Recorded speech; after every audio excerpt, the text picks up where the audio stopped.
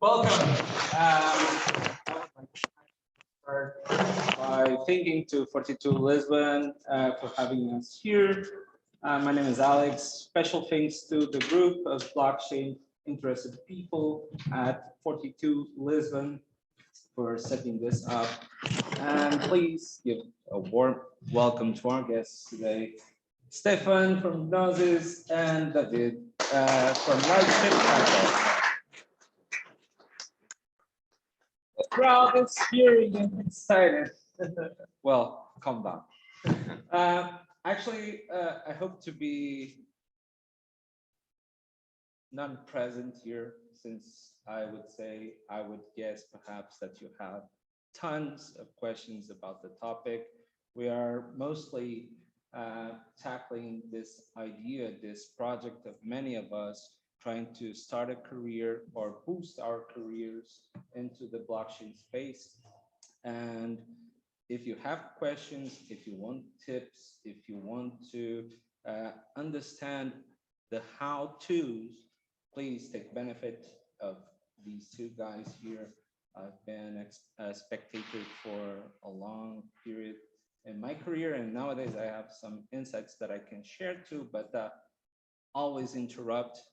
Don't be socially polite, interrupt, make your questions, make sure that you're going home with your voice felt in the venue and in the event, especially you women back there. So many companies trying to figure out how to, and you also there, nice to see you here. So many companies trying to figure out what to do to hire more women, to bring more women to the conversation. Yeah, girl power, we need you. And please share your insights about this. I'm not knowledgeable enough to know what we can do. Let us know. Please participate in this. So perhaps we could start by a small intro for those of you who don't know yet who Stefan is and who David is. And let's go. Stefan, welcome. Thank you very much for having me here. Yeah, I'm Stefan. I co-founded Gnosis, and this was in 2015. But I started even earlier working in crypto. So I think it was a time when I was still doing my master's in computer science, and a friend of mine, stumbled upon like the Bitcoin white paper, and he found it very interesting and saw that this can potentially be revolutionary. At that time, Bitcoin was still at the very, very beginning. So Bitcoin price was maybe like $30. And there was basically not a single application. There were like very, very few applications. And we always had some entrepreneurial spirit. So even before this, we created some other applications, like among them one poker bot, and but unfortunately was not very profitable. And when we saw Bitcoin, we were thinking about what kind of application could we build for Bitcoin. And at that time, again, like there was hardly anything available, but we were quite into sport betting. And so we were thinking, okay, we could build like a betting platform where people could bet against each other instead of a bookmaker, like a more efficient betting market. And so that's what we did.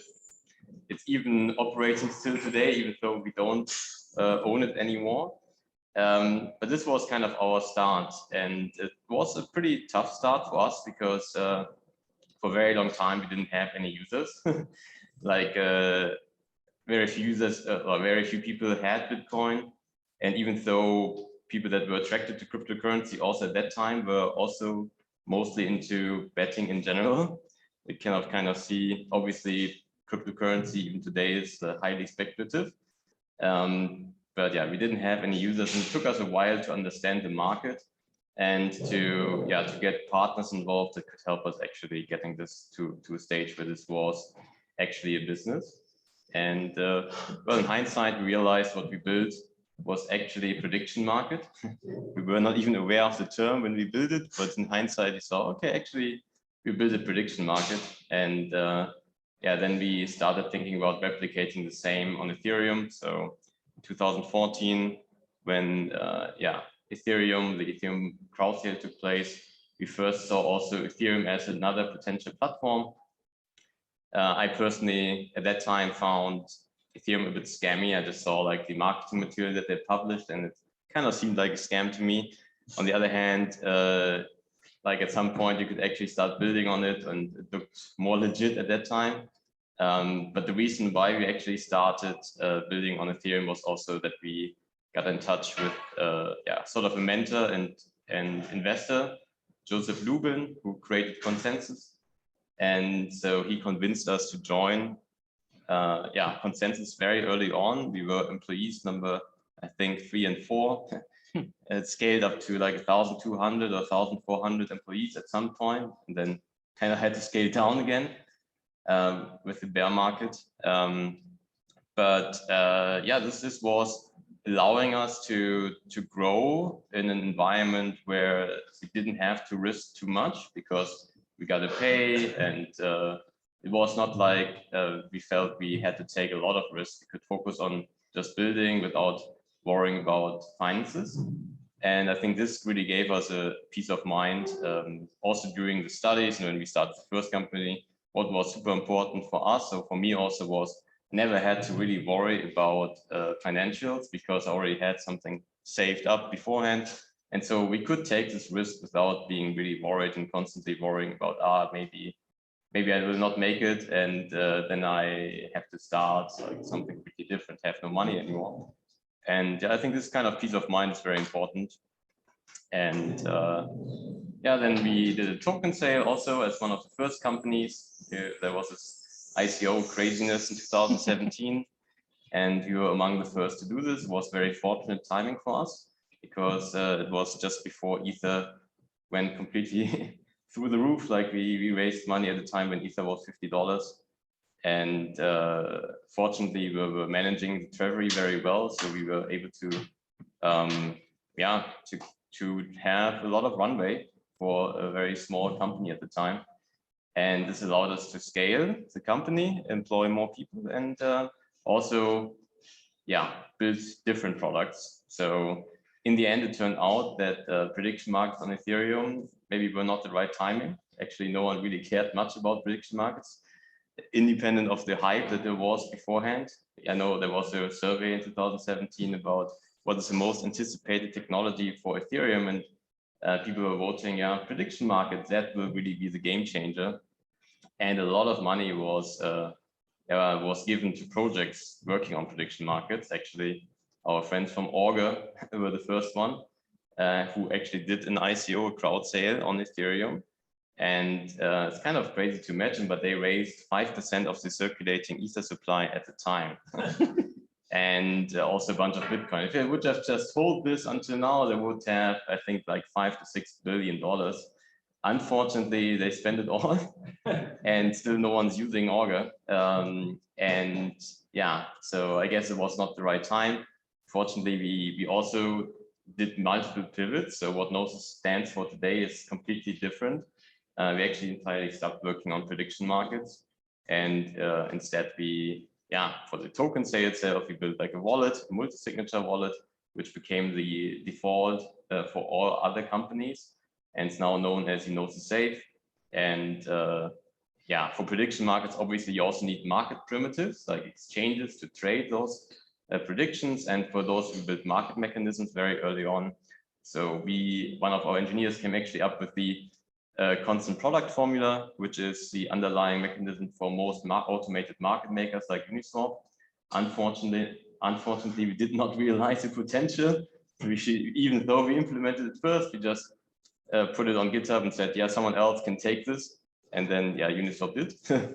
And but still we iterated on these ideas. And now we launched an exchange called CowSwap. Cow not standing for the animal, but for coincidence of ones. And now it's a very successful exchange. And I think we definitely learned a lot of lessons by going through a very long bear market, which is also very tiring, because you can imagine it's very difficult generally to develop products, but especially if there is hardly any users available that can give confirmation that you do the right thing. And this also obviously will have an impact on the team that you have. To keep the confidence high over a very long period of time, where it's really difficult to build products that actually make sense. But yeah, I think I leave it here and Cool. pass it on to David. A lot of material to explore. There's definitely a lot of feedback I can give in terms of company building and also getting started. Please take notes if you listen to some concept tool or term that it's not totally clear for you. We still have this sometimes language gap that we need to tackle. Let's do it. It's a great opportunity today. David, let us know about Lightshift. We are actually happy customers of Gnosis, and we are actually very happy to be working also with Lightshift. Let us know about your journey and about Lightshift too. All right, thank you. Thank you guys for coming. And thank you for making me go second, because now whatever I say, it's meaningless after this guy's background. But yeah. So yeah, I'm David. I'm a managing partner. There's another managing partner at Lightshift as well. We have two managing partners and one third party partner that actually founded Subvisual as well, where Alex works. And we are an early stage VC fund focused on blockchain and Web3, primarily financial services and also very much in tokens. So we very much believe that tokens are the best way to incentivize building community, the ecosystem, where the core teams, the founders especially, are not necessarily the heroes forever. Instead of having maybe 5 or 10 core people working on a same goal, we build an ecosystem that is able to grow exponentially and have hundreds of people, engineers and marketeers and participants and community builders everywhere in the world working towards the same goal. So that's why we focus primarily on tokens. We differentiate ourselves as a fund by essentially investing very early stage, and not only investing with capital, which is abundant in blockchain. I'm pretty sure that all the people here would be able to raise $2 million very quickly based on single PowerPoints. Stefan can testify to that. If he knows what I'm talking about, Alex knows what I'm talking about as well. I'm not sure that's a good thing, though. No, not necessarily. But what is missing is really talent. So you guys, what is missing is execution capacity and throughput. So we have a core engineering team through the funds that actually contributes directly to the projects. So we don't replace founders, we don't replace teams. We try and bootstrap some of the more technical challenges or building challenges at an early stage to essentially reduce the risk of building a company from scratch, but also to enable and grow the success of the company. So we, myself, just briefly, I've been starting companies since I'm around 15, 16. I started very early, mostly I had a couple of development companies, some of my own companies as well, but not only that, working with teams, usually small teams, highly focused on projects for other companies. So that goes from startups to Fortune 50 companies, usually kind of like outliers, projects that are that you can't take out of the shelf, something you have to go from scratch. So going from 0 to 1. That's what I love doing, is to kind of, someone has an idea or there's a need in the market or there's a need in some sort of vertical, and we put a team together and we make it happen. So I've been doing that for almost 20 years. I'm getting pretty old. My last company was digital currency for air travel in the US, invested by JetBlue, a bunch of large travel funds. We decided to go against building everything on blockchain, actually, which was around the same time that ICOs was going crazy and we could have raised a lot of money. But we very quickly realized that we were building a decentralized project and that it would be a great scam to do an ICO. We'd very much be very rich right now. But what would we do with the money afterwards? Which kind of comes to what Stefan was saying, that money is not everything. So, and again, the fund ends up being kind of a combination of all my experience and the other partners. And finally, I guess my crypto story, or how I got involved in blockchain, is kind of different, but similar in a way to Stefan. I also had a friend who came across the Bitcoin white paper a little bit earlier, I think around 2010. At the time, I was very interested from a technical perspective, but super skeptical. And, I didn't think, especially coming from where it came, I was friends with a lot of these, security guys, photographers. I was very much into peer-to-peer and all of that, but a lot of it came from like almost like a dogmatic position. Fuck the system, we need to change, which is very good in a way, but also has its downside because it's not just about destroying, you need to build. So to me, Bitcoin was never the final solution. It was kind of like a stepping stone, a very important one, that led to a lot more interesting things, especially when Ethereum came about. And Stefan will agree, there's a very clear distinction between before Ethereum and after Ethereum. Of course, there's an obvious one, the building side and the people who are involved. But what I mean is in terms of mentality and motivation for why people are involved in this space, right? There's always going to be the opportunistic and kind of like speculative side of it. But a lot of the building energy came after Ethereum. And a lot of the guys that were there before that had, a lot of talent were finally able to kind of like express themselves technically and with real products like Stefan did and Gnosis in multiple ways. So, but yeah, I kind of diverse. Cool. Also. And Alex, I think you should introduce yourself. So my name is Alex. Don't be scared. I'm a psychologist by training that I've been dedicating my whole life trying to help people develop the skills that the 21st century actually demands, and actually the startups that will employ these people. So I've been devoted to create the next generation of very wealthy people in Europe, pretty much organizing all sorts of acceleration programs that you can name, running incubators, matchmaking investors with founders.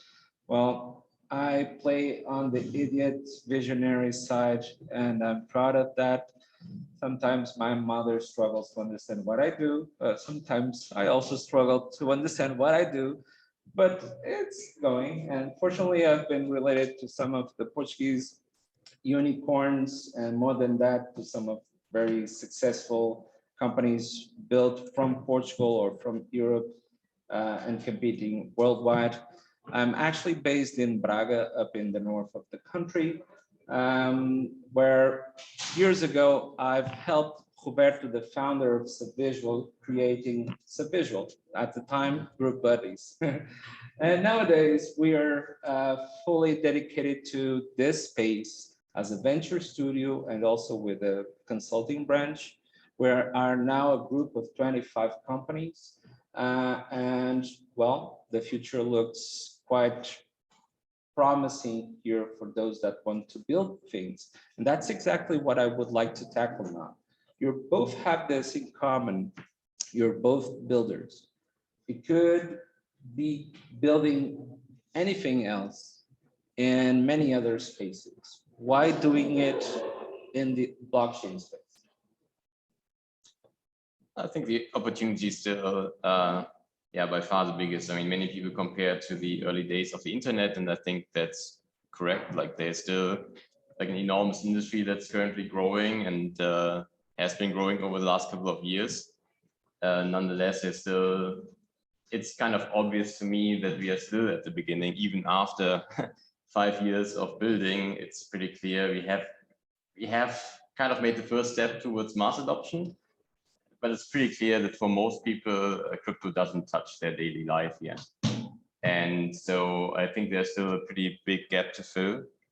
And that's why I would also say even today, there is still a lot of potential of using crypto and trying to bridge the gap between what we have in crypto and what works in crypto to other industries. So for example, there's one very interesting experiment or project going on called BetaDAO, which is trying to use Ethereum and blockchain technology for capital formation, for fundraising and investing into IP in longevity research. And I think that's super interesting because if you're like in any other field, then mostly fundraising is actually, it's a lot of effort and can take you years effectively. But if you do it in crypto, it can take you sometimes just a few days, depending on what you want to do. And I think that's just it's a beautiful application of how we can apply something that really works in crypto to new vertical that haven't benefited from it yet. And I think there are plenty of those opportunities still to discover. And as long as I see like there are so many obvious opportunities in crypto, I don't think I have to look elsewhere. And maybe there are also ways we can combine crypto with many other interests that we might have. So I always was interested in more like basic research. I always felt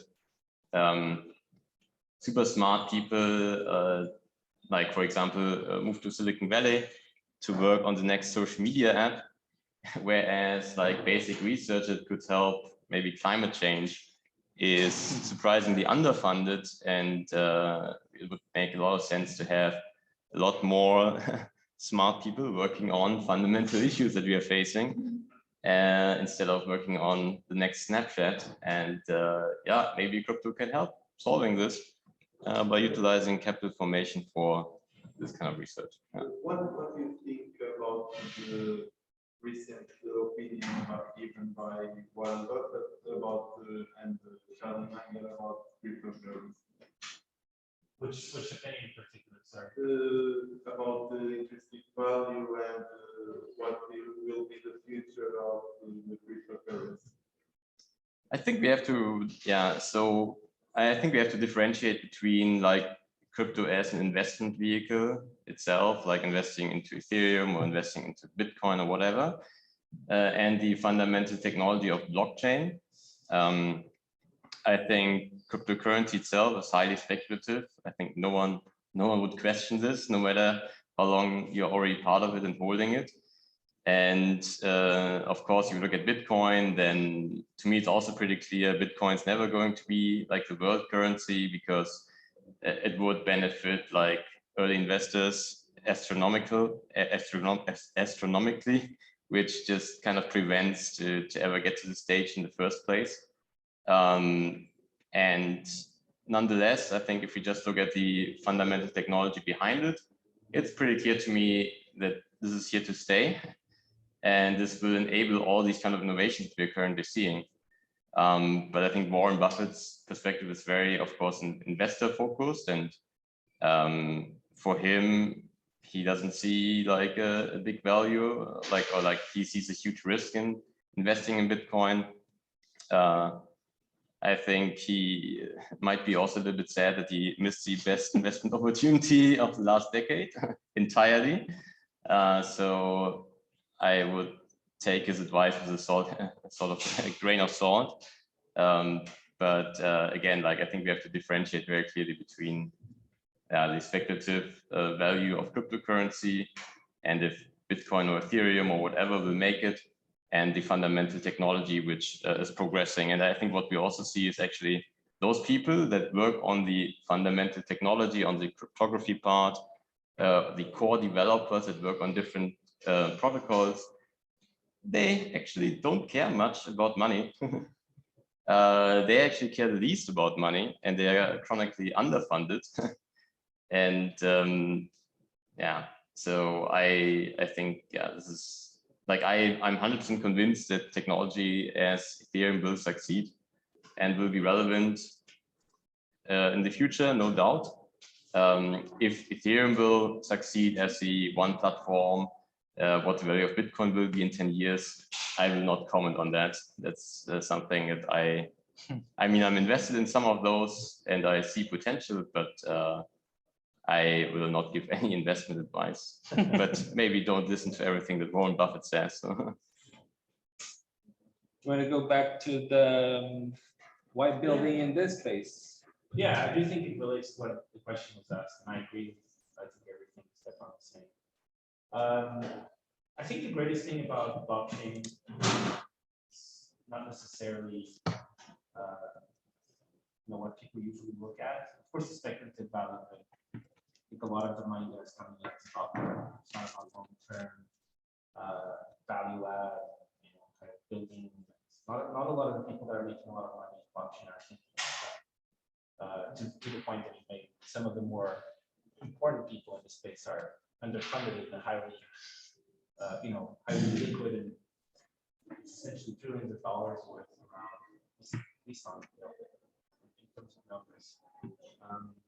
But actually, the most interesting thing to me, right? And it took me a while, I think years to accept this, let's say, because I always had a hate love relationship. I'm looking at someone that worked with me for 10 years, and we know what I'm talking about. We had lengthy discussions about the future of blockchain, what the currencies were, and all that. But today, the way I see it is, it's actually the strongest challenge, and not only just technologically speaking, but in terms of, like, I guess almost like a social power, or whatever you want to call it. It's the strongest challenge to the status quo, and I mean that about almost everything. And I'll give you the example of the industry that I guess I understand a bit more about, which is financial services. The technology itself, it's just Bitcoin combines maybe 3 or 4 fundamental things that already existed before. Some of them started in the 60s, kind of evolved for different reasons, and some genius or multiple geniuses came together and put it together in this one very interesting project that it is what it is today, irrespective of us believing or not that it will be the current future, which I don't think it will be there. It created, it generated this momentum that hasn't stopped, right? And keeps growing exponentially. But more than the technology is the fact that financial services institutions now, they're looking at this, they're looking at the evolution of how like DeFi is happening, for example, and they have no choice but to actually change what they do. They have absolutely no choice. There's no option. It will be whatever they're doing, it will be replaced. So it's not a matter if they're going to survive or not. It's a matter of if they don't adapt, they will survive. It's certain. Now it's obvious. And the fact that that's a reality, the fact that blockchain, Web3, whatever you want to call it, all of these terms are too vague anyways, but for the sake of discussion, that's actually the most powerful thing, right? It's the fact that you can challenge a lot of industries and a lot of verticals within those industries, from gaming to financial services to pretty much everything. And that forces change, and change, if done well, it's good, right? It's almost like a reset button. Of course, you don't want to throw away the good things, right? Some of the mistakes you mentioned in the early days of the internet. I'm old enough and was a nerd enough, young enough to have lived pre-internet and playing around with modems and connecting to things, networks that were, before internet was available to the public.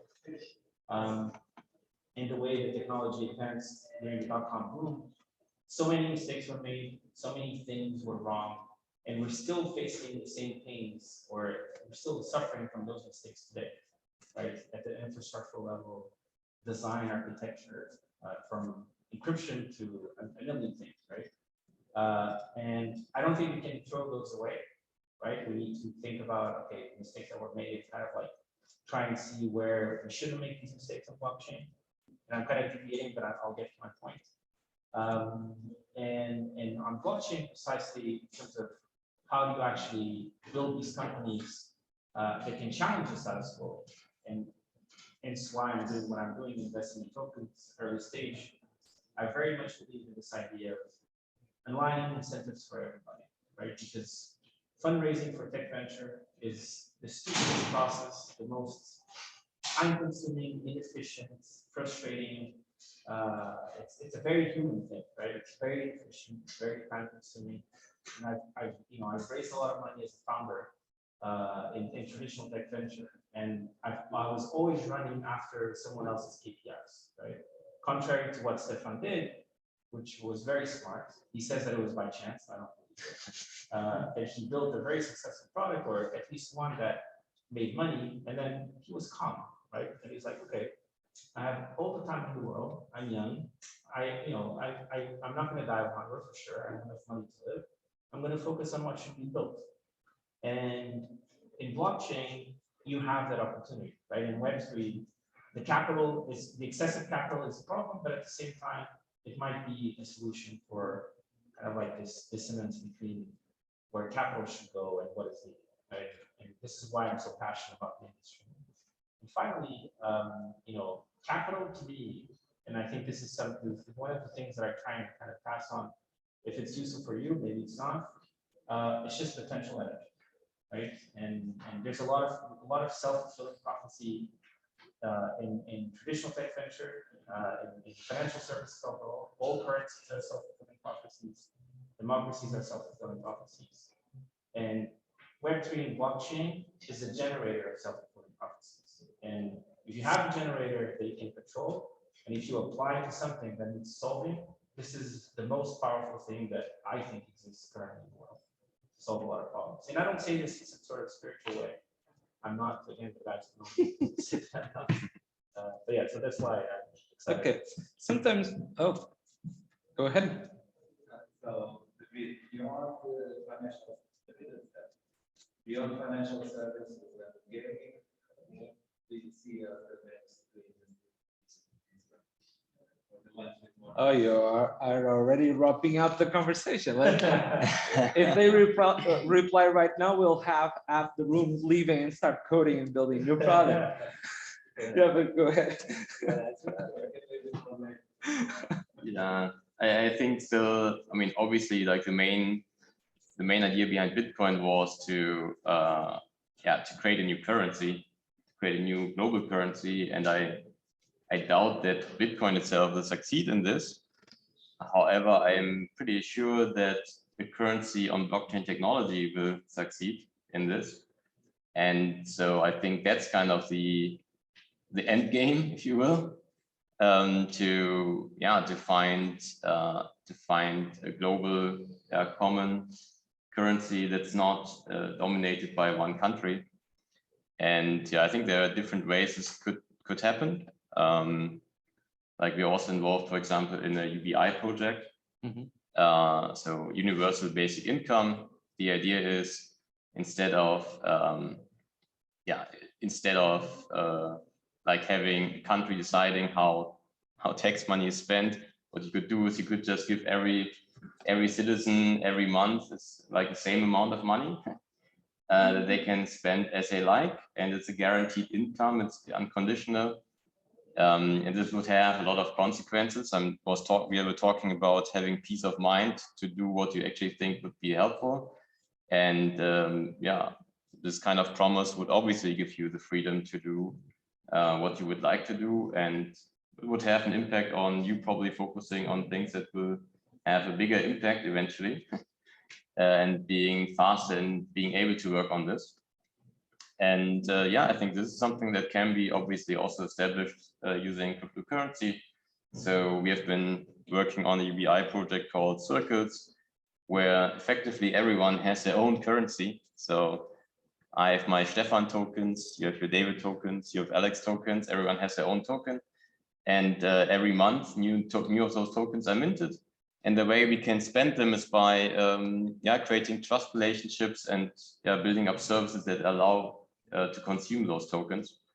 And it's something that we want to invest also more time into by allowing services to accept those tokens and we buy them back, so they have no risk, but it allows to kind of kickstart an economy.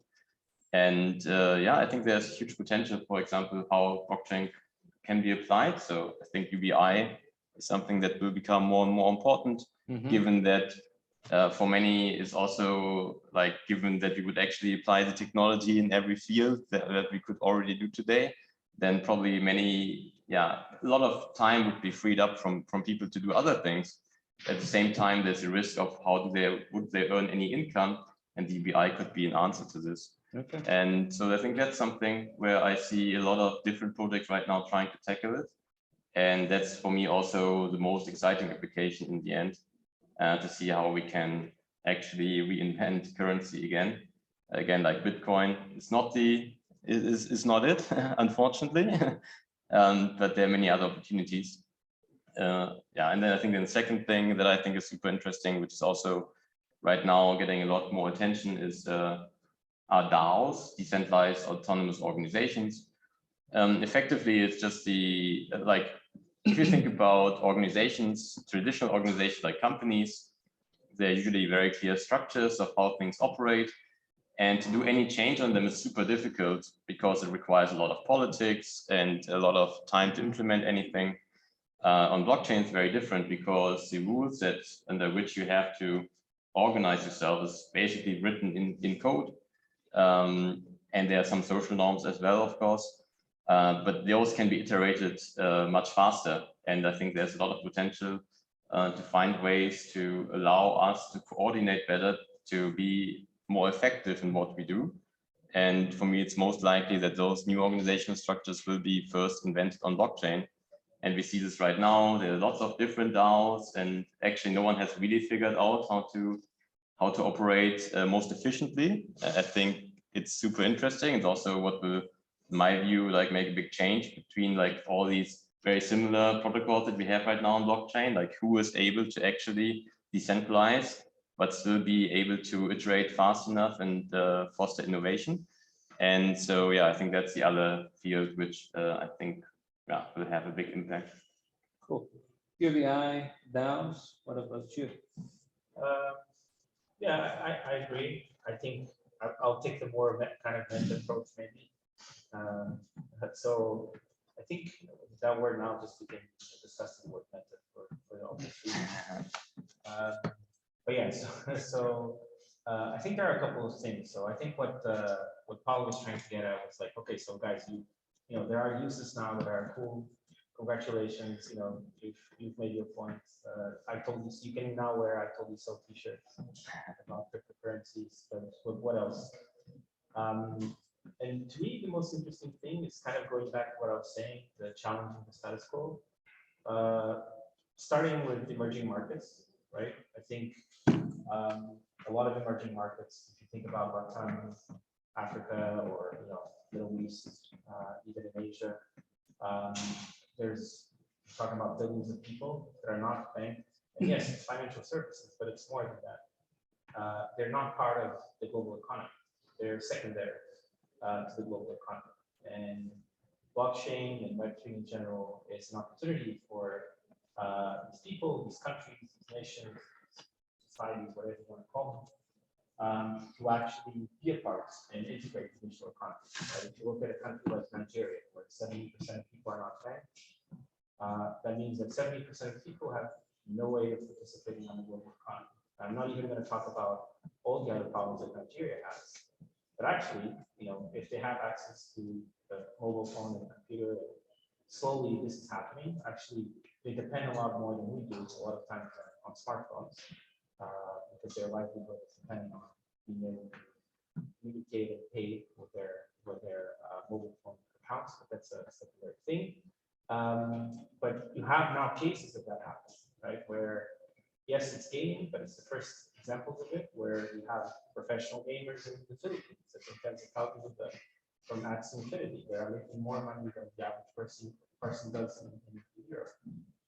And suddenly, you have kind of like externalities that happen around those people because they bring income to the village, to town, eventually to the city. So I very much like the idea that this is an opportunity to maybe try and find some balance in economic level and even geopolitical, right? Because countries will become more relevant or can have an opportunity to become relevant, and people in general can face all about people. Then the other thing which I think is related to this is this idea that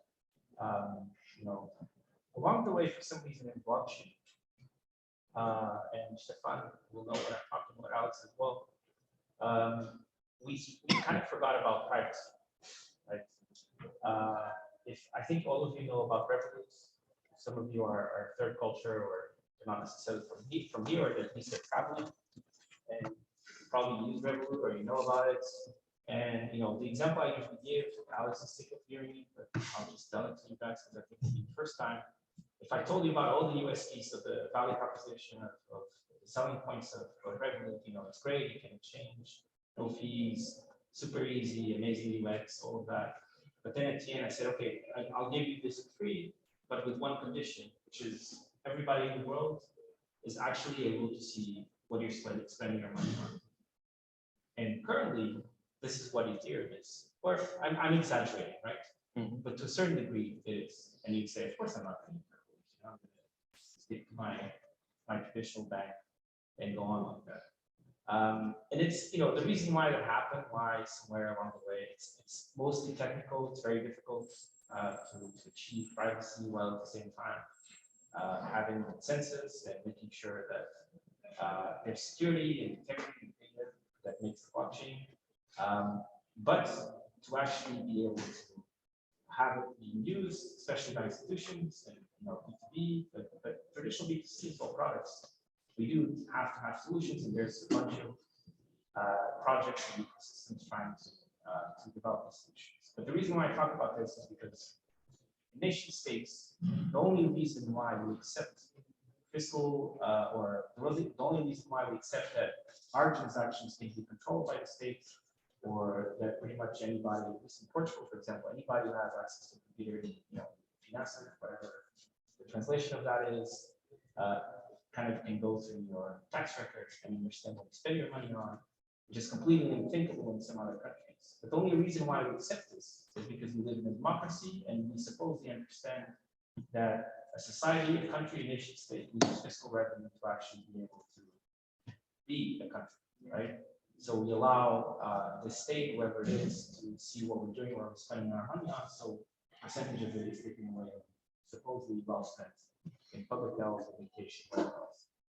I believe that blockchain, to a certain extent, can solve this problem, where it's possible to essentially have an identity, be sovereign on your own, but at the same time keep your privacy.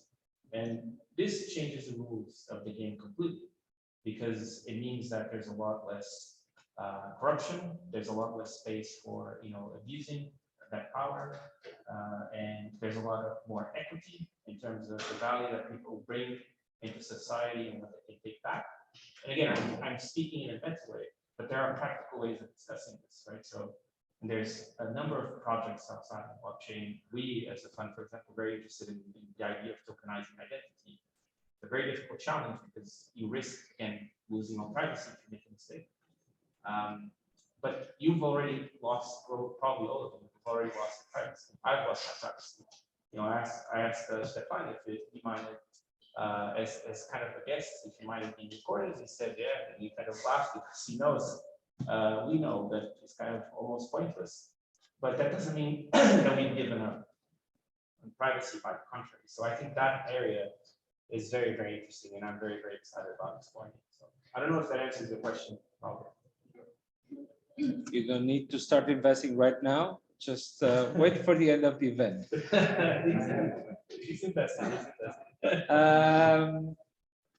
Sometimes when we have these kind of conversations, and when people know people like you, we tend to think, whoa, this is really a hot topic. I wish I could join this space. But when we listen to things like, oh, I started surfing the Bitcoin wave in 2015, whatever, the feeling that people get is it's already too late. Is this true? Is it already too late? No, not at all. Of course, I guess, like, if you come from an investor standpoint, that's a different perspective maybe. But if you want to get involved in terms of building something in the space, then I think there has been almost never a better time, simply because, as David mentioned a couple of times, right now it's very, the access is very, very easy. Like, it's very easy to get involved with, because talent is what is really scarce right now. And if you are eager to learn, and if you are ambitious, then it's almost guaranteed that you will find a very interesting job that also pays well. So capital is not the constraint right now. We need more talent. We need you all to apply, and we need you all to get involved somehow. So I think it has never been easier to get started. And I can definitely say right now I'm still surprised how, yeah, I would say right now we have the big issue actually that there are not enough people, and that's why you see a concentration of power also, for example, in the DeFi ecosystem. So I mentioned DAOs as a very interesting new concept, and it's kind of surprising to me that people that are willing, that are knowledgeable, and that spend significant time in like getting involved in those DAOs, they very quickly can also accumulate significant power in those. And just shows to me that we don't have enough people yet that are really knowledgeable and that are willing to spend a lot of time. And yeah, so I think has never been a better time for you to get involved. Yeah. Do you agree? Have a different perspective? No, I agree. I was thinking about what you think is like the best roadmap until we can like apply, like courses to study, or if it's fine mentioning, I mean, for you to like get an internship, places to get an internship, like finding a mentor until I get, oh, okay, I will apply now. Don't get lost. Let me just do a small exercise. How many of you already work in this space? Show of hands. Okay, how many of you would like to work in the space, say in the coming 6 months? Okay. Cool. And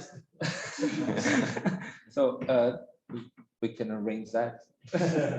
But this is a great question. So how can we design this roadmap for people that want to start building stuff as founders, I would say, but also as developers or engineers on teams? So what was your journey and how can people do that?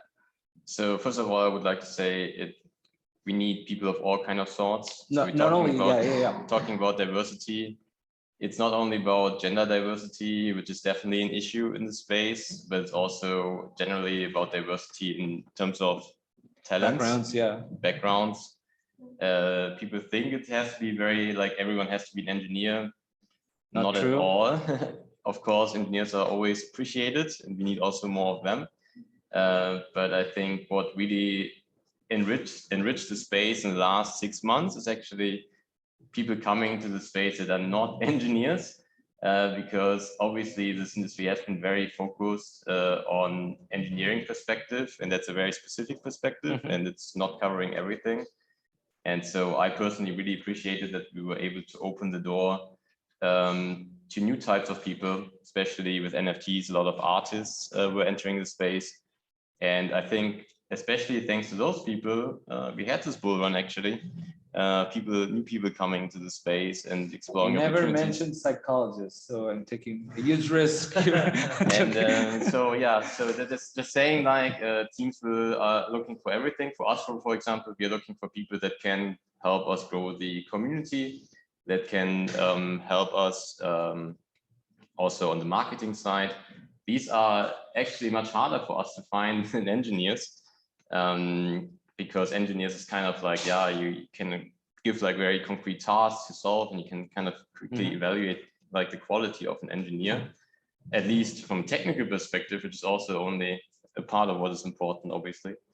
And so, yeah, definitely would encourage all kinds of backgrounds to apply. We need definitely more diversity in terms of backgrounds.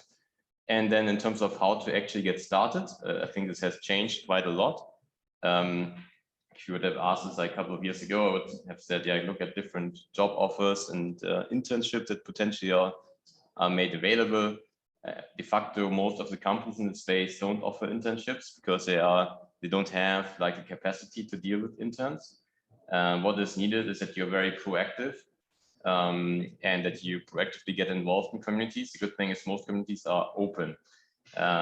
Most crypto projects are effectively a chat room, Discord, like a forum. And I think the most important is to get some understanding of how these communities work. Every community is a little bit different, but get involved, see like what is happening, and then you will also already get better understanding of how you can maybe add value to it. So for example, we have also like random people showing up in our Discords, in our communities, and they ask if they can help creating certain educational material or translations or somehow getting involved.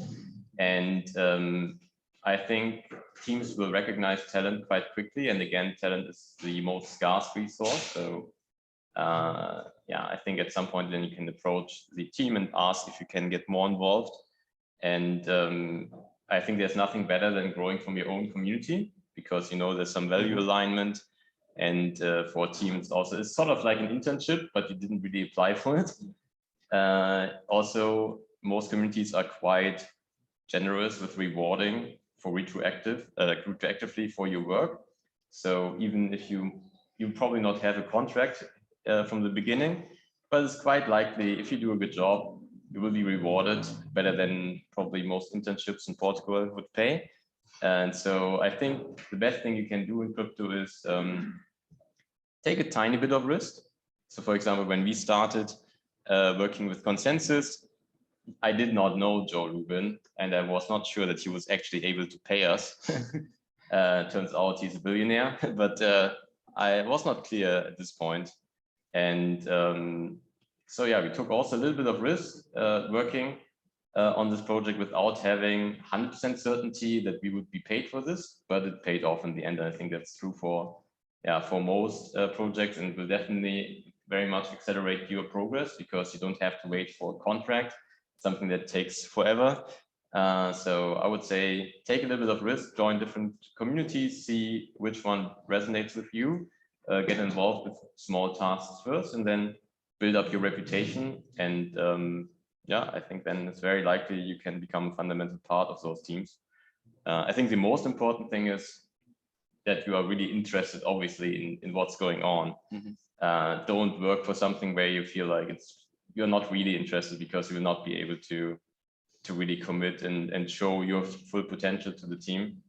Fortunately, at this point, there's such a big diversity of projects that there hopefully is something that you like. I would definitely recommend joining first an existing community instead of starting your own, because there is a lot to learn, and a lot of successful approaches to copy. And I think the best way to learn them is just joining an existing community. And yeah, then of course, if you have your own ideas and you want to create your own team, then it should be fairly simple, even maybe from the community that you joined, to raise capital. And yeah, if you're at this stage, then there's a lot more advice to give. But yeah, that's maybe a different topic. You are well aware with institutions just like 42Lisboa or Lisbon, and you are well aware with the kind of training that we do here. And how do you see this question of building a roadmap of someone that was perhaps not a developer before and getting into the topic of blockchain and Web3, or not even working on the web and starting to reskill my career so that I can pursue the opportunities here? Yeah, so I think picking on a lot of what Stefan was saying, so I think the most politically correct answer I can give is that a lot of tools and fundamental skills you need, you're actually learning here.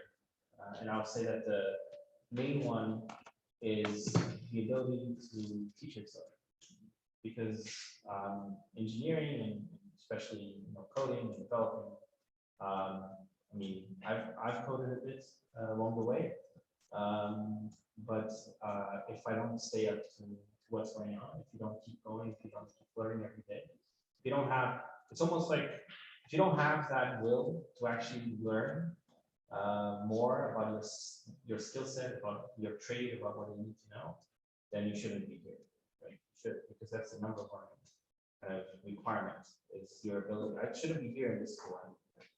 That's the number one requirement. I think 42 does a pretty good job at kind of filtering out those who have that ability, or those who have that drive, and those who don't. Once you have that, it's okay, how do you apply that in an actual efficient way? And I think the peer-to-peer system here is a very good example of that. If anything, blockchain and Web3 communities, they kind of exponentialize the open source model, right? Where communities are able to contribute in such a considerable and fast way. And it's what the example that you gave earlier. Like you build something, put it on GitHub. Someone who was curious enough to look for it found it, and they built Uniswap, right? And I think all of us here would like to be, one of the founders of Uniswap. Not just because you would be very rich, but also because you would have developed a product that's used by pretty much the entire DeFi community. So I think the kind of leveraging that peer-to-peer system that you've learned here and mimicking that and kind of transferring that into the existing communities on blockchain, like joining the Discord channel, going to meetups, talking to people. I think that's fundamental. So start with that for sure. Go for it. Like dive like without thinking about it. The other part of it is something a little bit more meta, which is, I'm sorry I'm using that word, which is this idea that there's some sort of like high level, or not high level, kind of like deep level of technical understanding that you need to have to be an engineer in blockchain. And this is the biggest myth ever. There's maybe 100 people in the world that actually understand the cryptographics that are used in blockchain, right? I don't understand the math behind it. I'm not sure if Stefan does or not. Maybe, but maybe more than I do. But a lot of people don't, right? But you don't have to be one of those 100 people. Right? Maybe you are, and if you are, come talk to us. But if you're not, there's so many things that need to be done, right? From UX to backend to a million things, right? As Stefan was saying, a lot of that is engineering. And a good engineer is always a good engineer, no matter what technology they're working on, right? Some of the best Solidity developers today, they used to work in C, or they used to work in whatever random language that their job required them to work on. And fortunately, they found their way, towards Solidity, and now they're writing smart contracts that are used by tens of thousands of people that are super consequential. So I'm very confident most of you have the skill set and capacity to become an engineer in space. So in the roadmap to that, I think this is a very good stepping stone. You guys having created a group on your own, that's a very good second step, I would say. And now I'm just trying to participate. I think kind of maybe linking to a little bit of what we're Subvisual and Lightshift, we're trying to, not trying to, it will happen, have a blockchain path, if we're allowed, I think we will be, toward the 42, here at 42, because we think it's something that's missing and it's fundamental. Not all of you will take it, or it doesn't make sense for all of you, but for sure we want that option to be there. And yeah, I'm not sure if I kind of answered what you wanted, but yeah, I think that something that we can do is perhaps if it's okay from your side, we are happy to share some links of training courses, I don't know, communities. We internally have developed a learning agenda for all the people, any people that want to learn about Web3. Some cool people to follow on Twitter, online. There's tons of content, and this meta skill of learning how to learn is actually the bottom line here. And also, I would like to highlight something that Stefan mentioned, the small risks mindset. Something that I love is to have my teammates exploring these small risks to learn further. Weeks ago, we did a Solidity workshop here. We're likely going to make that happen more often. But for instance, we have I have colleagues that explore online communities where, again, they explore these small risks.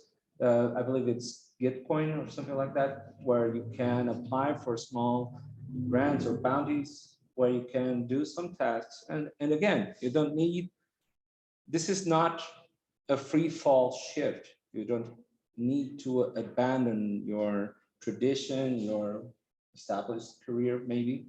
you can try it out, and then perhaps you'll be passionate about the space, and then you'll move. But feel free to explore. And again, if it's okay for your side, we're more than happy to set in some links and some mentors that you can explore. And again, tools, perhaps any tool top of mind for you? There's so many, but maybe adding to this, because talent is so scarce, we had to employ a lot of people that were outside of the Web3 space. And so we had to, first of all, develop the skill of onboarding developers as fast as possible to Web3. And so I'm happy to share our internal onboarding material that we give to everyone who starts at Gnosis, independent if you work with us. And I think that's one way to get started for sure. That's a superb treat for the day. Cool. So we'll find a way to get your emails or something. More questions from your side. Go ahead. What do you think about Polkadot as a Web3? Oh, specific question. It's very political. So, Polkadot, he asked. You didn't listen. Okay. Your name again? Tomas was asking us about our opinions around Polkadot as a project, a Web3 project. Yeah.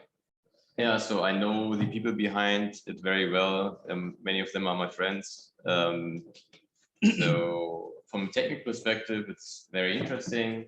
I also have many concerns about on-chain governance, simply because there's also potential external influence can, it's kind of controversial, I would say.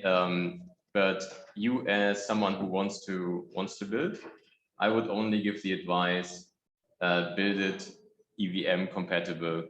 So the Ethereum virtual machine has become at this point from the very obviously dominating platform for building Web3 applications. And so every blockchain that calls itself an Ethereum killer has at least developed like one part of their platform to be 100% compatible to it. So for example, there are multiple parachains on Polkadot, which are using EVM as the execution engine.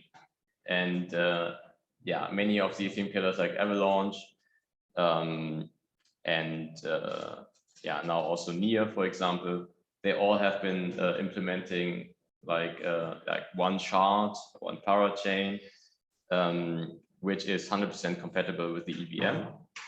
And so if you as a developer, you want to start developing a Web3 application, if you build it EVM compatible, then you have a pretty high chance that you build something that will work on any of those.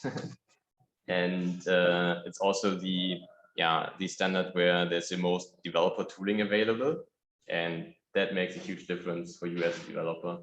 So that is my main advice. So by developing for EVM, you're kind of agnostic to many of the blockchains.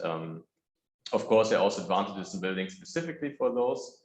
But as someone who starts, I would suggest start just writing EVM compatible code. So dominant language here is Solidity.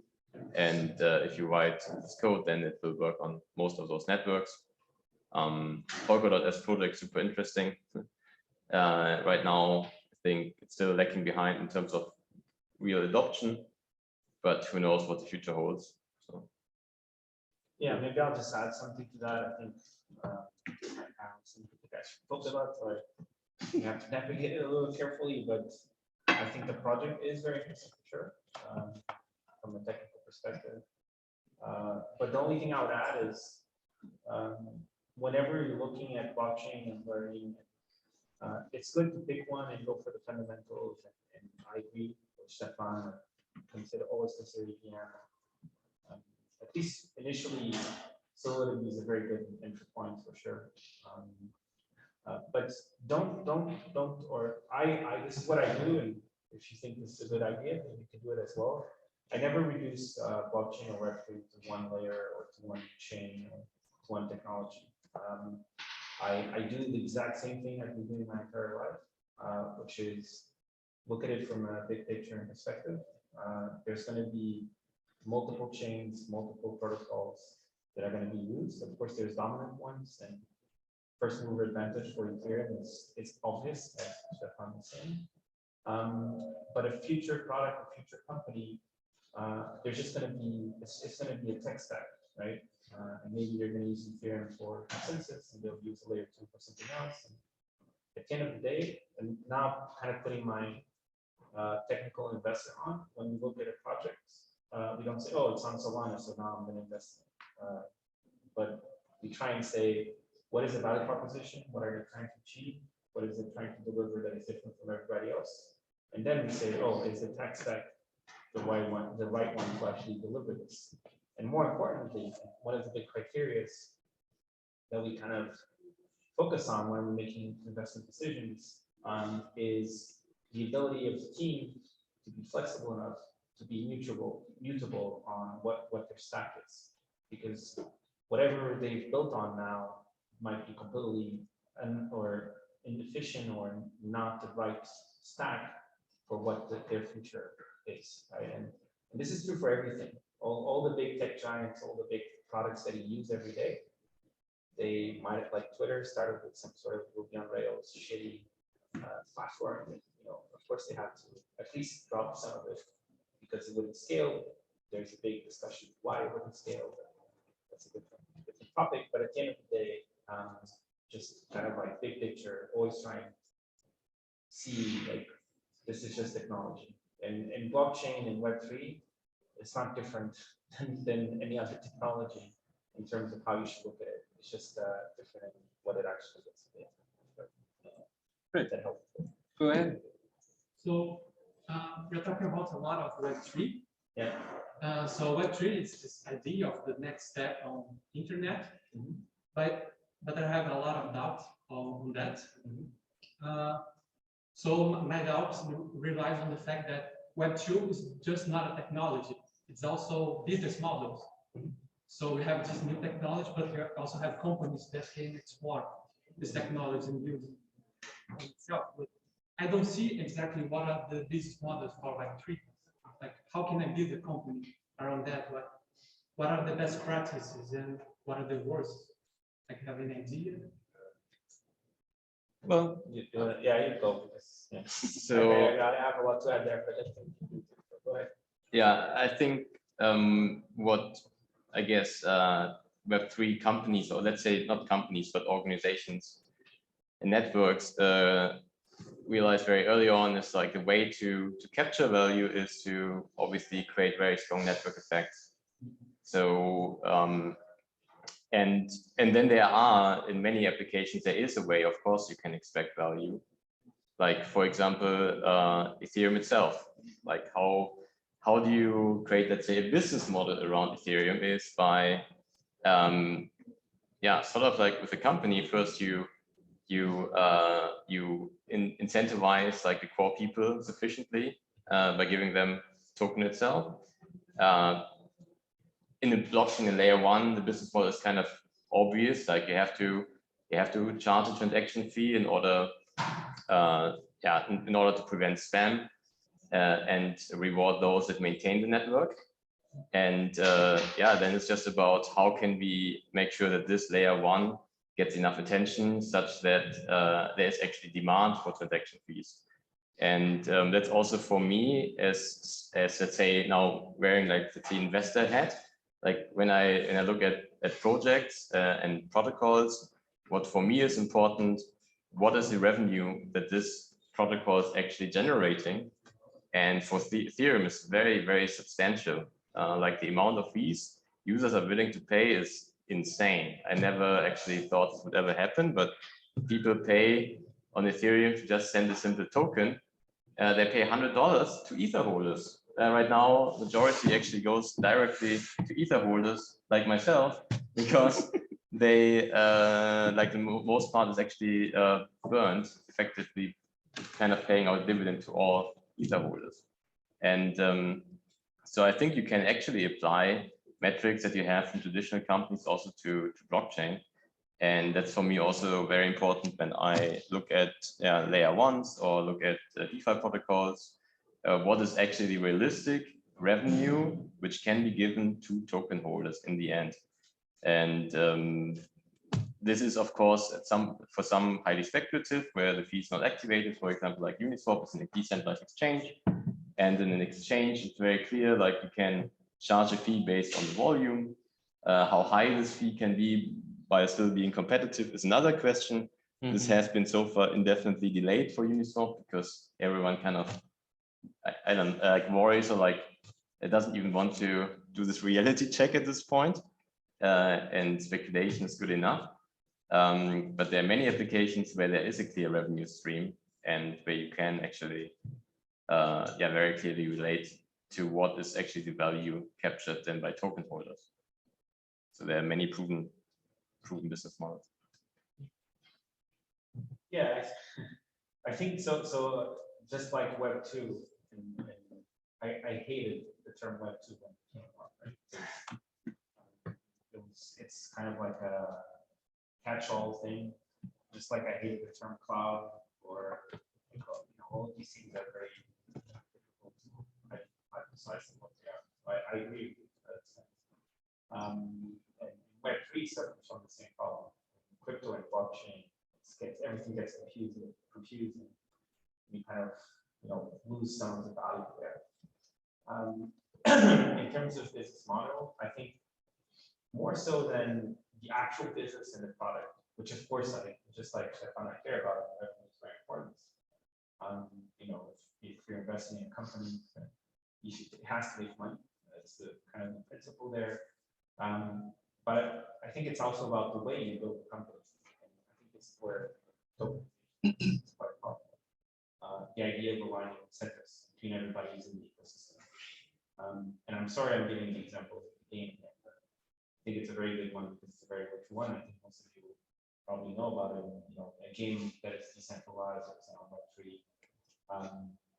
Rather than having this even though Axie Infinity ends up being centralized to a certain degree, but a lot of the community that makes it possible, this idea of self-fulfilling prophecy that I was mentioning earlier, is actually also centralized.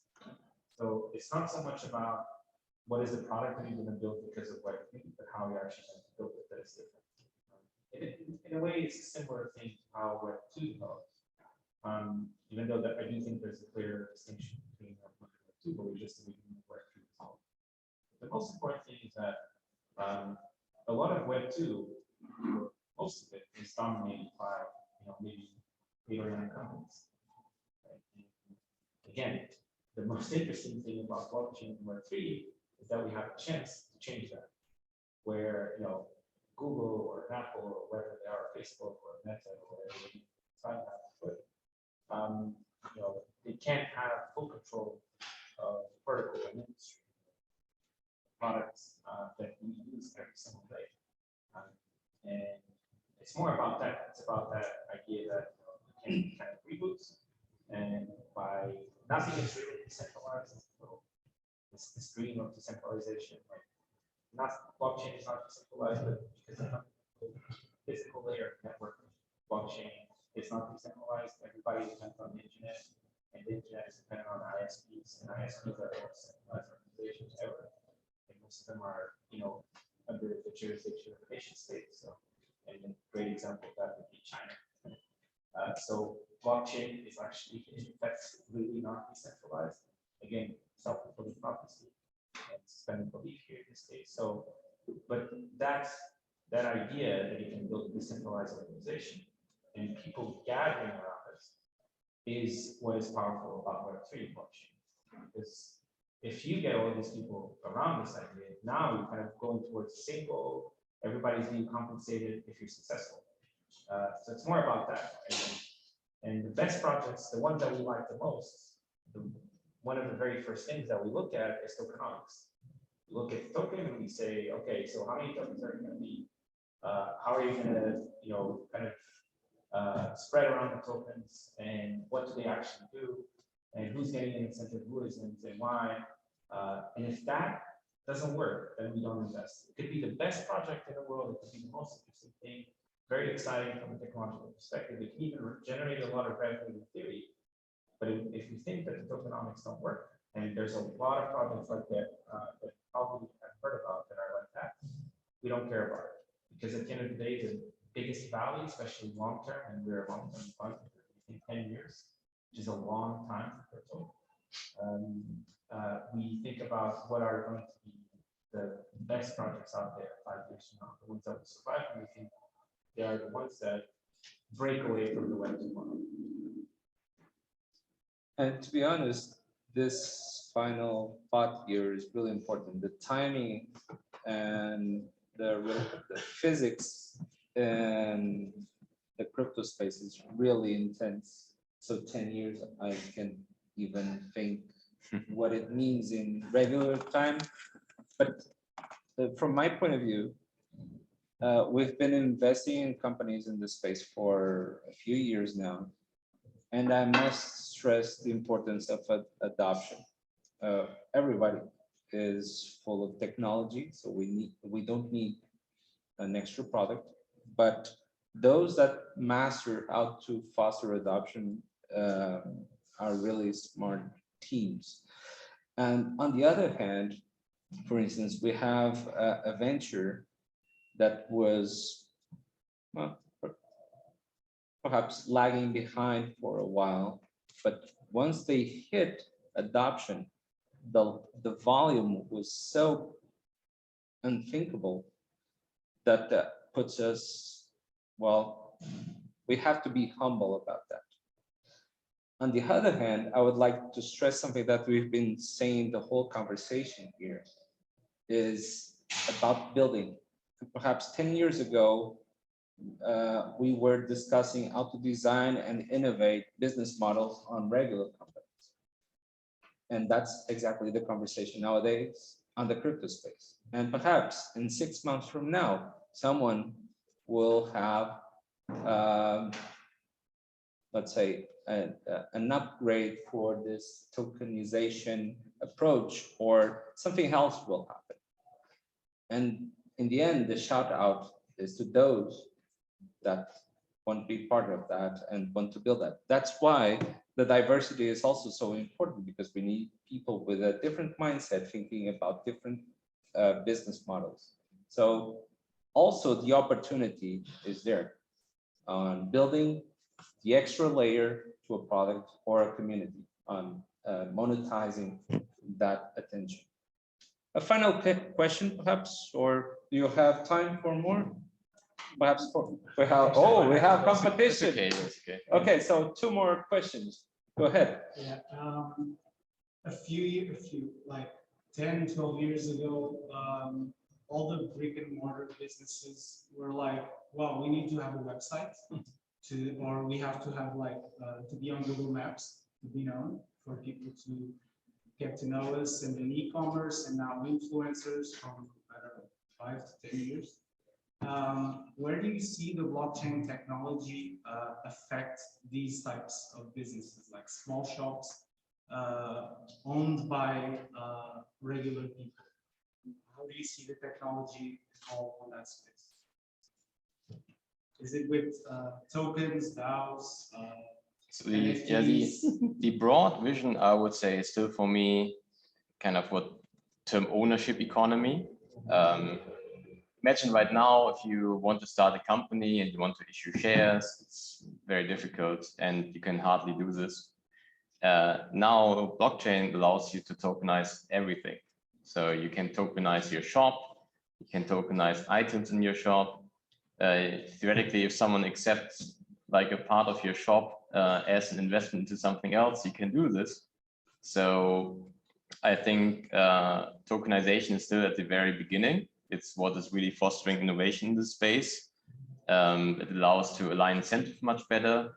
It gives people a lot more leverage. Like I think last year, someone started tokenizing himself. So he created a token which where he kind of promised that yeah, he will, like, a part of his future revenue will be given to those who invest into his token. I think this selling this token allowed him then to travel to the United States and start a business there. And yeah, I think these kind of like sort of crowdfunding campaigns were previously unthinkable. And of course, there are many open questions like, can he be held liable if he does this? Like if he does not pay anyone anything of his future salary and so on. But ultimately, I think every investment is about trust. So if I invest into, or if you invest into a company, then it's obviously also trusting the founders that they are executing on this idea. And the same probably with like personal tokens, you trust this person to execute on this. And finally, he is held liable with his reputation. If he doesn't follow up on his promise, then yeah, this will damage his reputation. That's probably the most important asset that everyone has, is your reputation. And yeah, so I think these kind of tokenizations, they can go everywhere. They can really go to every single shop, and they allow everyone to have more, yeah, to have more freedom to do what they want and reinvest what they already have. And so yeah, I think we will see like a future where a lot more people have ownership in many more different things. And it will be super simple for me to say, okay, I like this coffee shop. I buy, I don't know, like 1% of the share of this coffee shop. And then the coffee shop can, I don't know, invest into a better TV screen or whatever. And those kind of things. Wanna go? Yeah, I mean, very quickly, I think your question is very relevant. You know, coming back to the Web2 thing, everybody in their online have a website, be on the internet, it's a lot of shit.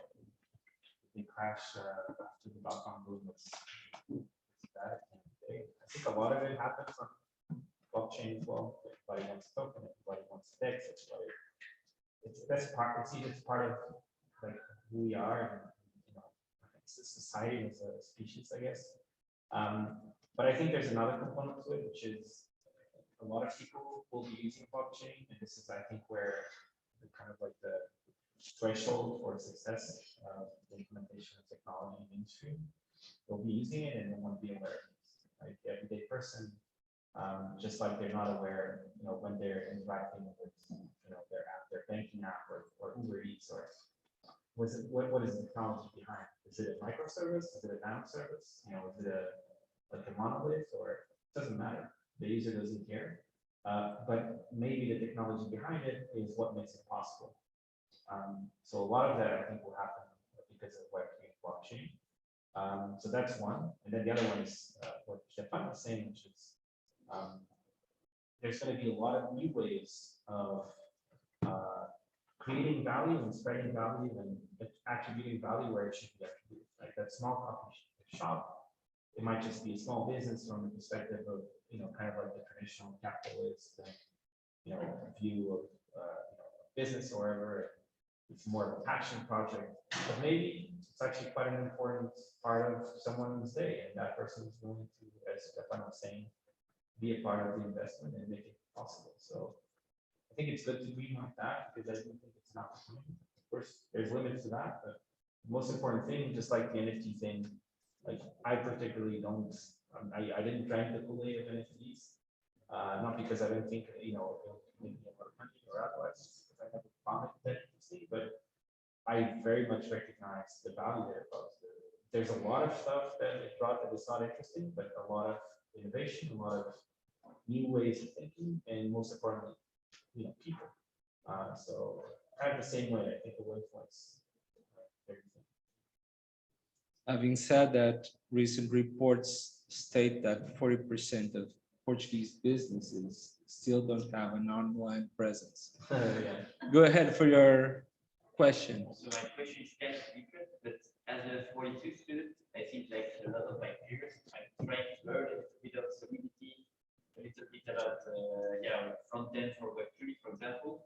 And right now, as a 42 student, I know that if I go far enough in my 42 courses, I'll be a decent C developer, for example. But I feel it's really hard to know where I'm standing now as a Solidity or a Web3 developer, because the only measure I have right now is like, okay, maybe if I do a project that works, that'll be like the stage, okay, I'm now a Web3 developer. So I'm learning a bit of Solidity, but to do a full-on Web3 project, I need to learn front-end. So now I'm learning front-end. So I'm like a bad developer in Solidity and in front-end.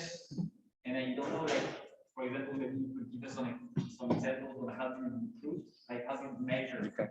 Okay, this guy knows about Solidity. Or knows about. Okay. Well, at Subvisual, what we do, we hire with an apprenticeship. So you'll start by being an apprentice. You'll have a dedicated mentor. That dedicated mentor will walk you through the learning agenda and the learning experience while you'll work hands-on. And they will provide you dedicated feedback to your performance and to the learning opportunities there. So you'll learn in context. Especially supervised with a senior, let's say. So that's how we do it. But how do you do it at Gnosis? Yeah, we have an interview process. It's kind of similar, I would say, how also big tech companies actually work. So doing multiple interviews, testing your coding skills, and of course depends on what kind of level we are hiring for. We are not only hiring senior, but also junior developers. And yeah, as soon as you join us, then of course you will also have a mentor who will help you. I think generally, like, our culture in our company is to also allow a lot of like pair programming, for example, to constantly communicate with each other. And I think you will learn, of course, a lot faster when you work with other developers who are already more advanced. I think that's the fastest way of learning. And so we made very good experience with like onboarding and bringing people up to speed in Solidity to a level where it really makes a difference. If you're coming from a C background, you're very good C developers, I'm not too concerned that you will also be able to become a very good Solidity developer. So I think the basic of Solidity are very, like, you can learn them in a couple of weeks' time, no problem. However, like, if you want to be really good, then of course, like, there's many optimizations that you can do. It would be great if you could write also assembly code, for example. But again, like, there are many levels, and all levels are needed. And I think the fastest way to learn, again, is work together with other people, read a lot of the code. The good thing is Web3. Most code is open source, so you can look at the code of the best developers, and just trying to understand this code will already help you a lot. And yeah, I think that's the beauty, that also everything you do is open source. So if it's useful code, you will get comments from others. And yeah, so I would not be too concerned. Yeah, just very quickly, I think, I mean, have you started working with Solidity yet, or Yeah. have you put something on, like, contract on chain already? Like, on even if it's a test network, yeah, then you are a Web3 developer. Like, it's very simple. The thing about it is, of course, you want it to be something that can go into production, needs to be used, and all of that. And of course, that's a longer path, right? But I think you've already taken the first most important steps, which is, you know, a hands-on approach. I think what Alex is saying is very, very important, this idea of context. Whenever someone asks me, how should I learn to code, or how should I learn, even if it's just code in general, I always say, try and do something practical and useful. Once you've gone through, which you guys have, I think also do, through the initial phases of understanding, you know, the basics of what programming is, like, actually try and have a goal. And a lot of times it makes it a lot easier, as you guys are saying, to be around people who kind of share the same goal as you, but they have a lot of experience. So joining communities, being part of them. And we are going to try and be as present as we can, not just with 42, but also the blockchain group to kind of see how we can present you paths and roadmaps. But I actually have a question on that. I'm sorry to interrupt. Go ahead. What can we do that would grow your confidence as a Web3 or blockchain developer here? Goals, I guess that's what I like. That's the easy way of the education right now. Is that I know that when I reach that point in my education, I know that I should be decent at this. Which here, like, as a Web3 young developer, I'm just like, okay, if I'm this course online, I'll do it, then I'll try to build this, but when do I know that I've reached Okay. a good enough level? I'm sure you're good enough. Yeah. Yeah, just to finish, I think your your mindset is the right one. And I understand how it's a little vague. It's part of the process for sure. But when we're hiring, right, when we're hiring, the three of us here have gone through that process multiple times. We don't necessarily look for someone who has all the experience in Web3. If we did that, we would not be able to hire the amount of people we need to hire. The most important thing, and I'm going to say it's a leap of faith for me, that small risk that we take. I'm pretty sure that all of us want good engineers. And that's the most important thing. And maybe you're a good engineer and your experience is just with assembly. And you know, and you're probably a very good engineer if you actually can make assembly useful in whatever you're doing. So, you know, I would still talk to you and understand if you had the kind of fundamental skills. And if you did, like converting you to Web3, that's the part that I'm not worried about. Honestly, I'm more worried about if you're a good engineer or not. And I think if you're here and already going through that process, starting with a very solid base, I think C is an amazing first step for anything that you do in coding or engineering overall. But just to clarify, when you say engineer, we're talking more about the engineering mindset rather than the engineering certificate. Oh no, yeah, whatever. Yeah, no, I don't care. Half of the people that I hire don't have degrees, not even undergrad degrees. I don't care about that. If you're good, if you have the engineering mindset, you're a good engineer to me. So don't have to have a degree. I don't care. Yeah, we also in our interview process we don't ask any specific solidity questions.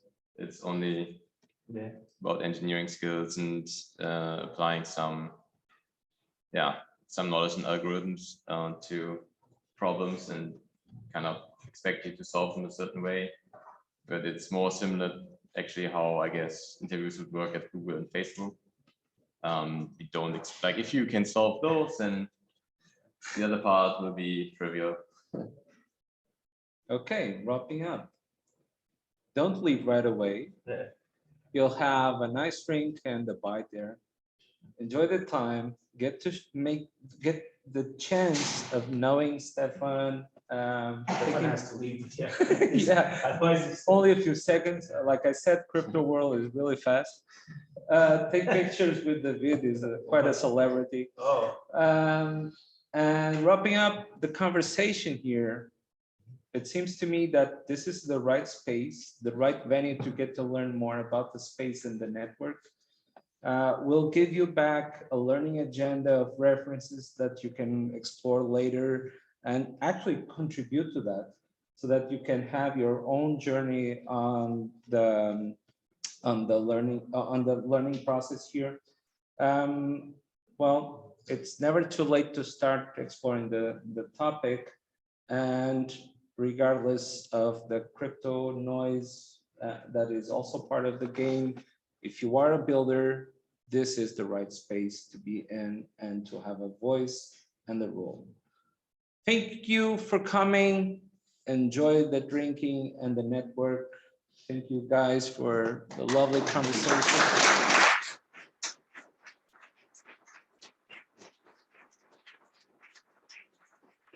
Next roundtable will be with women.